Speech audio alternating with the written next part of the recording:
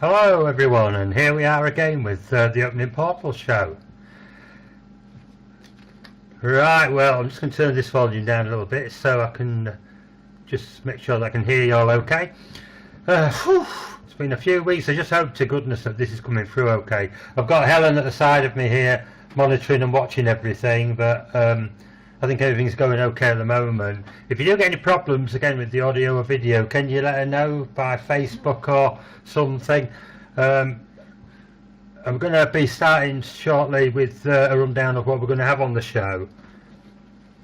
So really what I'd like to try and do is, this is difficult because it's been a terrible week in a way, as most of you know, but don't really want to dwell on that at all. I'd like to really, if possible, try and think about, you know, how we're going to go forward with everything. There's so much stuff that me and Ellen want to do at the portal as well, and we just seem to be getting one thing, you know, obstacle put in our way, one thing after another at the moment, but won't deter us. You know, we're going to go on with what we know is right and try and move forward from there. Right, I will be mentioning a little bit about what's happened in the week for listeners that haven't got a clue what I'm on about.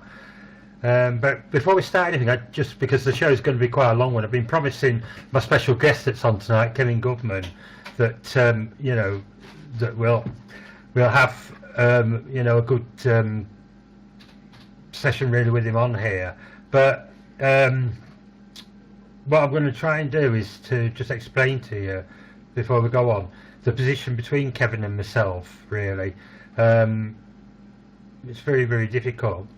Now, some of you might know that we, along with Tony Toppin, organised the UFO conference here in Settle, and you know, it's just a problem really, in a way that Kevin was going to be one of the speakers, and unfortunately, due to a few shenanigans with a person who, I'm going to mention his name. I mean, I've been told not to mention his name, but I don't see why I should get away with this. He's just a trouble causer in ufology, and it's been like this for a number of years now. And you know, I'm going to say his name is Andy Roberts. And what I really want to say is, at this point, is that he's caused not only trouble for me, but also, you know, other people as well. So what I would like to do is just try and sort of explain to you what's happened between Kevin and myself, because I have had to, through the actions of Andy Roberts, have him sort of stop from being a speaker at the talk, which is very unfortunate and I'm sorry about.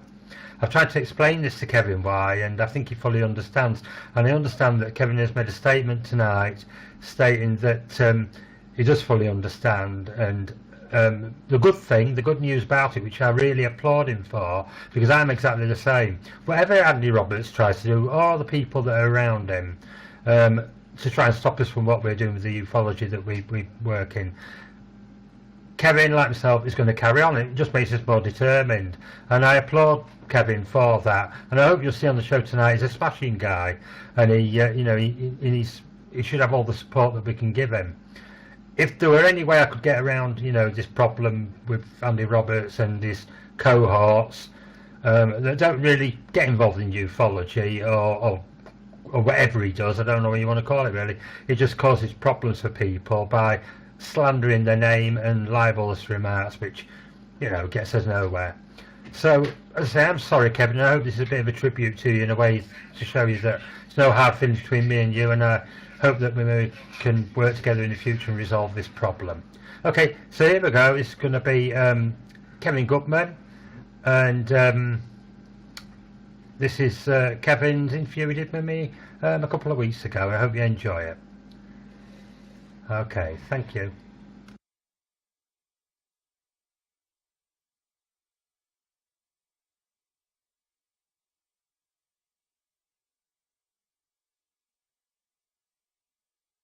Started out, and there's been one or two problems to say the least, but lovely, you know, I really appreciate it that you've again taken the time and waited and that for me to get this sorted so that you can be on the show. Okay, good to see you, mate. And to you as well. Great. Okay, just a quick introduction, really. Kevin, if you'd like to introduce yourself, that'd be nice. You know, if you want to just tell us a little bit about yourself and who you are. Well, I've been into the UFO subject for more years than I now care to remember. My first book was actually Eric von Daniken's Chariots of the Gods. Right. And I came from a very good Catholic family. And these sort of things were sort of frowned upon, as you can imagine. Yeah. And I must have been about 9 or 10, and I was reading under my bedclothes because I was all sent to bed at about 9 o'clock. Right. You know what's coming, don't you? I'm afraid I do. I'm not the only person on here that does, but here we go. I've heard me say this before. And anyway, I was reading this book by torchlight, and unbeknownst to me, my mother came into my bedroom, ripped my eider down off, and caught me reading this blasphemous book to the bedclothes. And I don't know if she was more horrified it was Chariots of the Gods or it wasn't a cup of Fiesta. Oh, well, that's brilliant. Yeah. And I'm just sat there as if I've never heard that before. You know, just for the viewers, Kev. Only 3 or 4 times. Actually, it does get better with each telling. I must admit. What I find amusing about it is I can just imagine it happening in that way, you know. Right, Kevin, you've explained a little bit about your background there and that. I remember back in 1980 when I first got into ufology, it was very difficult, wasn't it, back then, to actually, I mean, when you think about the stuff that's on the internet today and how information is shared and that, when you look back, I mean, you go further back than you go back into the 1970s, don't you, with your work? With Warminster and the findings that were you actually investigating them back in the 70s? Well, I'll tell you a little bit on how I actually got into the Warminster phenomenon. Yeah.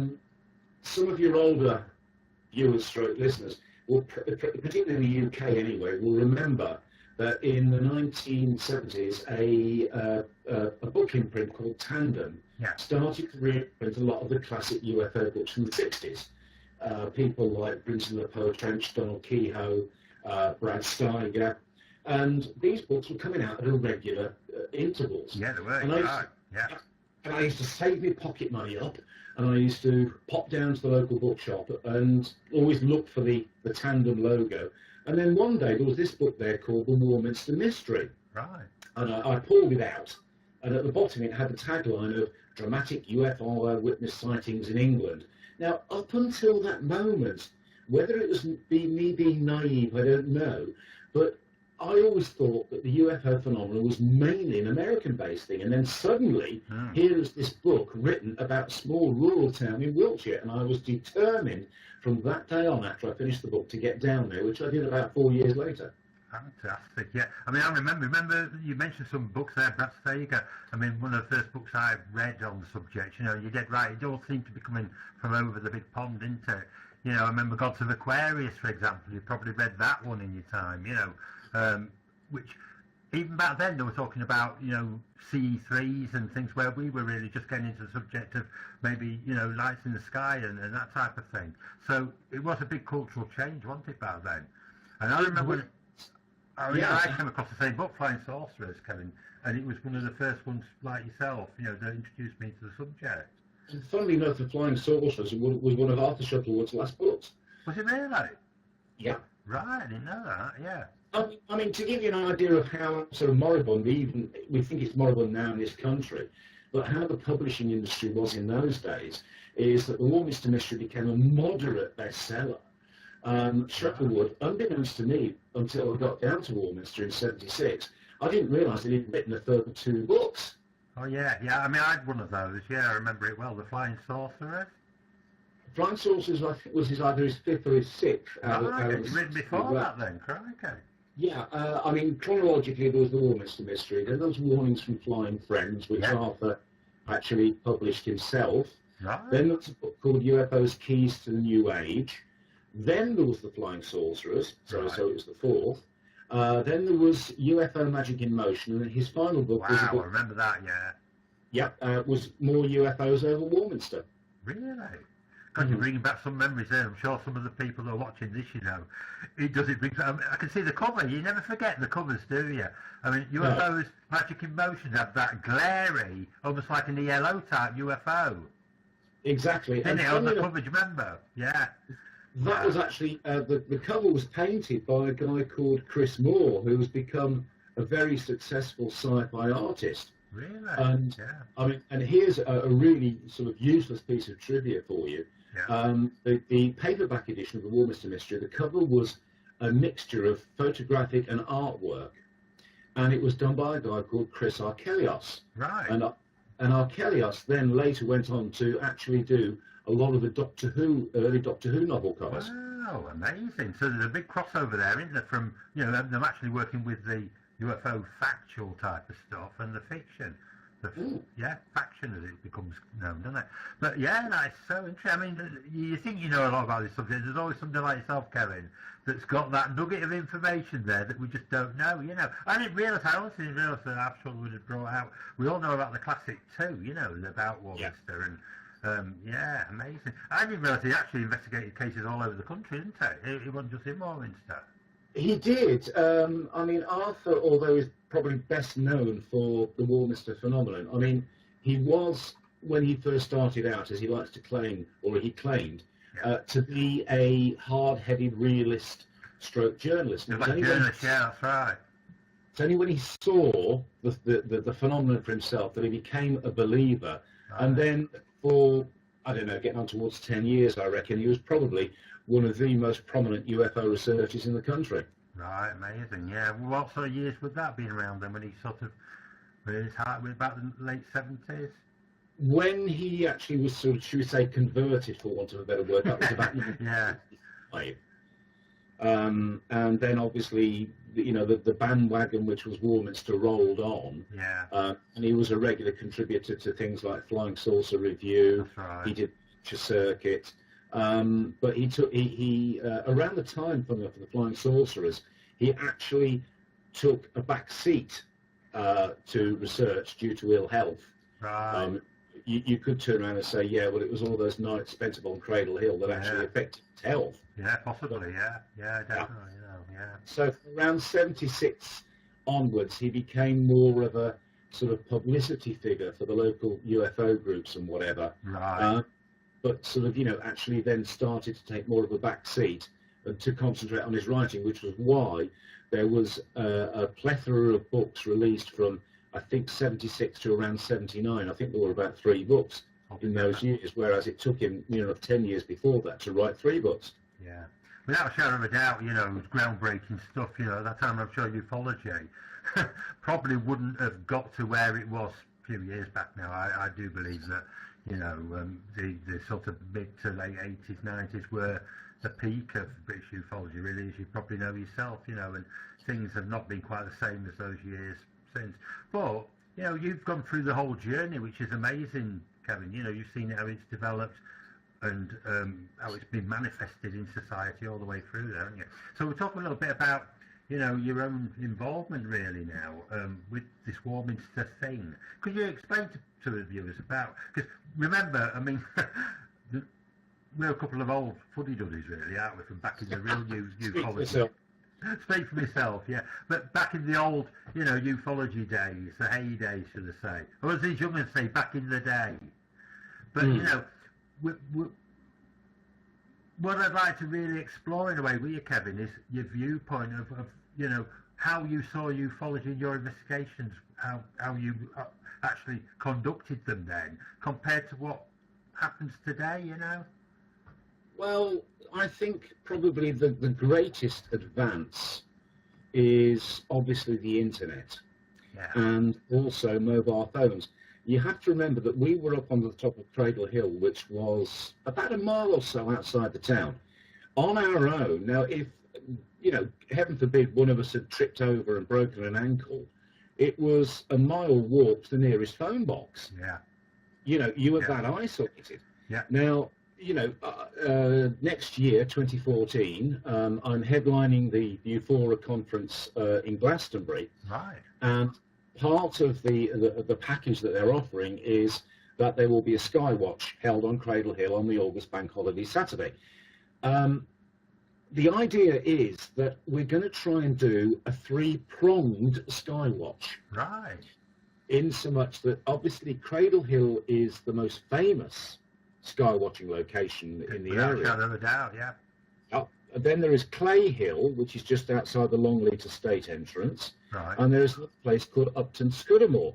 Yeah. And the idea is that, you know, we're going to have three groups of people sky watching in these different locations. Then, if anything is seen, obviously they phone the other two locations to say, right, you know, we've got an anomalous light coming over from the easterly direction. You know, can you see it? If so, then all the sightings can then be triangulated.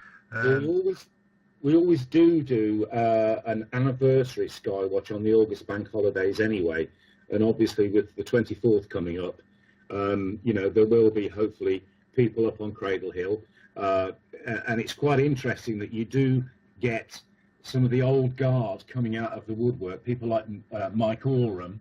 Yeah.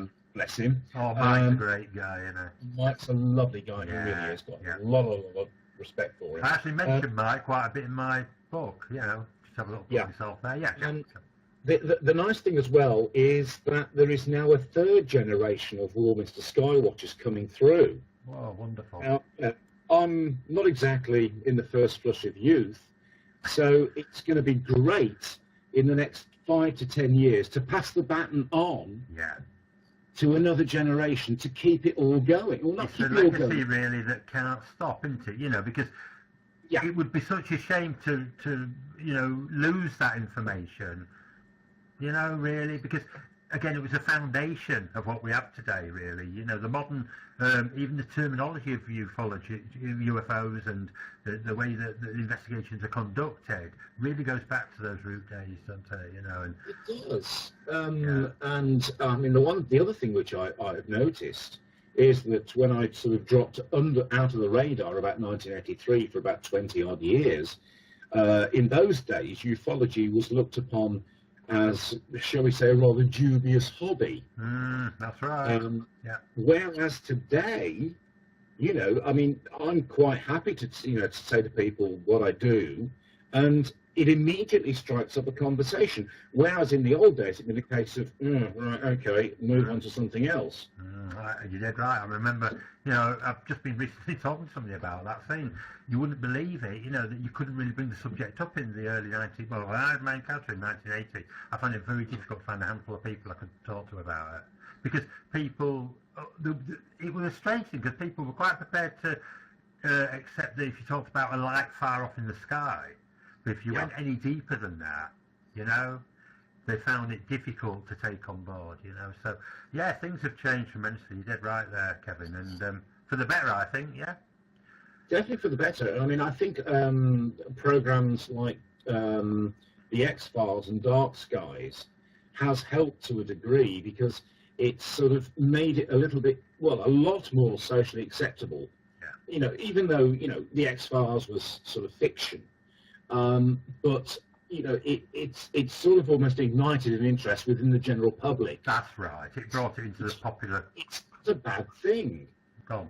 Yeah, it's also interesting that people will, you know, you know, years ago people would not admit to have seen anything. Yeah. But, you know, people will then say to me, well, yeah, I actually saw something one night which I still can't explain. That's right. Yeah. There's that awareness that there could be something there, and you can't just roll it out, you know. No. And I do think that the problem I've got, though, I don't know if you've seen, you said you had a break from ufology for a number of years there, Kevin, and I've done that, and you find that people sort of forget about you very quickly, but you have to sort of re-establish your name again then, don't you, once you come back in. It's not exactly an uphill struggle, but you know, it's doing things like this, which this might sound very egotistical. It's not meant to be. Well, I know you're not. So is that I'm keeping my name out there, but the important thing is I'm also raising awareness about Warminster, and Warminster is a forgotten source of British UFO history. Yeah. Definitely, I mean, if anybody, any serious ufologist, even today, you know, if you ask them what are the pinnacle points of ufology in the world, never mind in this country, Britain, in the world, Warminster would come up really early on in the conversation. To those in the know, yes. To the general public, it would be things like Roswell and Rendlesham. Exactly. Yeah. The benchmark cases, for want of a better word. Yeah.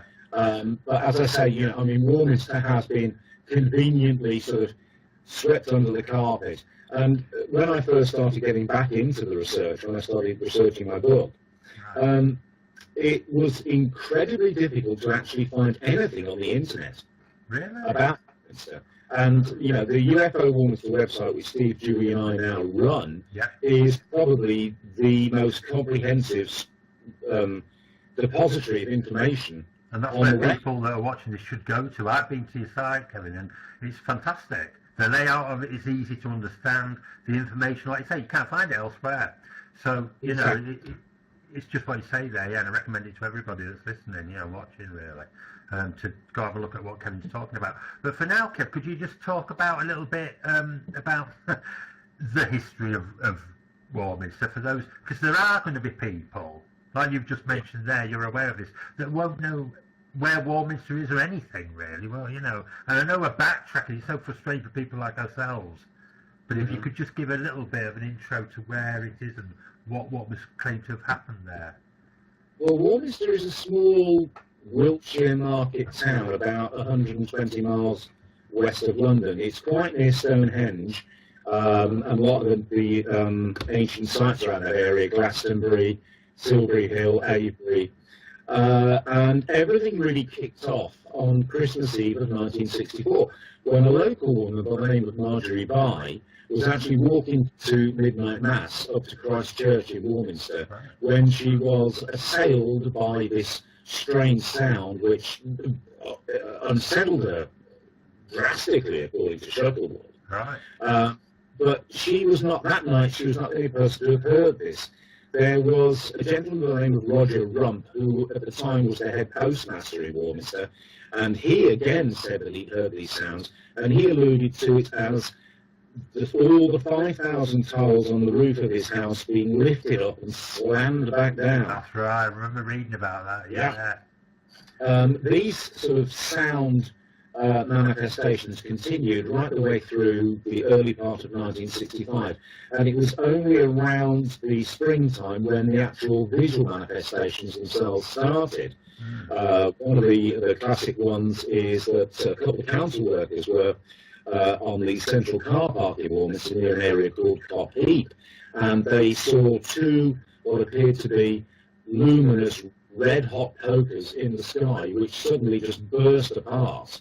And, they sort of literally apparently hit the floor expecting a huge concussion and sound and everything else, but this was completely silent. And as I say, all these, then it moved on from the oral phenomenon to the visual one, and basically, although to a degree Warminster was self-sustaining in so much that there was a very famous photograph by a young factory worker called Gordon Faulkner that was, I think, in the Daily Mirror around late August 1965. That obviously gained the town a hell of a lot of publicity. Is that like the top hat photograph? Yeah. Then people went to the town, they went sky watching, they saw something which they at the time couldn't explain. Now, whether it was a satellite or a natural phenomenon, we don't know. But they would then go back and tell their friends would go down, and the whole thing basically carried on like that for nearly 10 years. Wow, so it was like a snowball effect, basically. It was, Yeah. Rumours of that is primarily why, it became known as a hot spot, or or do you think there is something else really that causes that? I think it's a combination of factors, to be honest with you, Nigel. Yeah. In such that, like I said earlier on, people were looking outwards rather than inwards. They wanted something else to believe in. Yeah. It was a cultural thing to a degree. As I was about to say, that apparently the Rolling Stones actually did a concert at Longleat House, Right. and they actually went up to the hill to skywatch. Wow. Now, bringing that further forward to show not exactly the pulling power of Warminster, but how it has sort of permeated into certain people. I mean, we've never actually seen this particular person up on the hill, but it has been reported that Robbie Williams had been up to Cradle Hill to Skywalk. Yeah, that's right. Yeah, definitely.